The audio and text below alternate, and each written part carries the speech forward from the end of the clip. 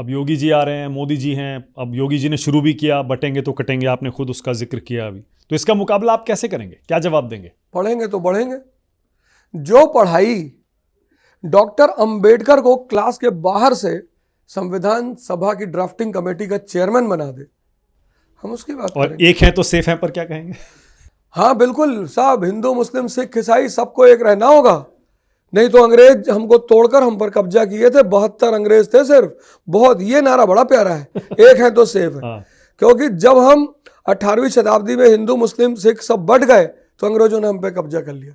तो मैं भी आपसे कहता हूं कि हिंदू मुस्लिम सिख ईसाई सब मिल के रहो कि दोबारा वो घटना ना घटने पाए। वो तो कह रहे हैं हिंदुओं को एक रहना चाहिए, क्योंकि हिंदुओं को जाति में बांटने का काम विपक्ष कर रहा है, इंडिया गठबंधन कर रहा है जिसका आप हिस्सा हैं।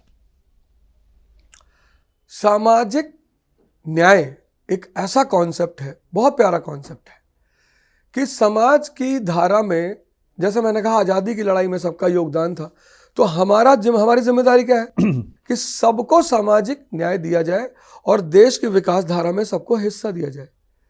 तो अब अगर जनगणना होती है, अगर कुछ जातियां अभी भी पीछे रह गई हैं, कुछ लोग अभी भी पीछे रह गए हैं, तो उनको मुख्य धारा में बुलाने में क्या गलती है? कोई गलती है?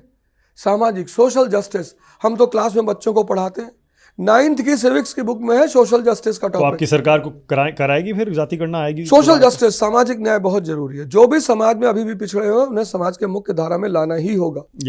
यानी बटेंगे तो कटेंगे, आप बिल्कुल उसके खिलाफ बात कर रहे हैं। एक तो है तो सेफ है कि बिल्कुल खिलाफ बात कर रहे हैं। पढ़ेंगे तो बढ़ेंगे, पढ़ना है। आप जिस हिंदुत्व को सपोर्ट भी करने लगते हैं, करते हैं ना आप हिंदुत्व का सपोर्ट? अरे मैं हिंदू हूं, हिंदू, मैं रामचरितमानस को सपोर्ट करता हूं। पिछले 1 साल से गीता पढ़ा रहा हूं।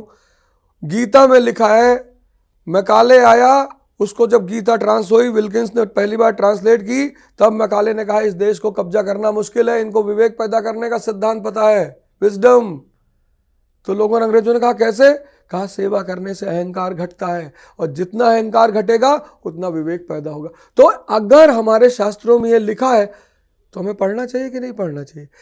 फिजिक्स तो हमें सिर्फ न्यूटन का लॉ बताएगी ना, लेकिन जीवन का लॉ। अरे पर बाकी जो विपक्षी दल हैं देश के, वो तो कहते हैं हिंदुत्व देश के लिए खतरा है। ओझा सर, आपकी विचारधारा कि नहीं हिंदुत्व जरूरी है, और उनकी विचारधारा हिंदू धर्म जरूरी है। धर्म माया को समझने का विज्ञान है, हिंदुत्व की मैं बात ही नहीं कर रहा हूं। हाँ। धर्म जरूरी है, धर्म आया ही इसीलिए था। पर हिंदुत्व खतरा है ना देश के लिए? नहीं, धर्म जरूरी है।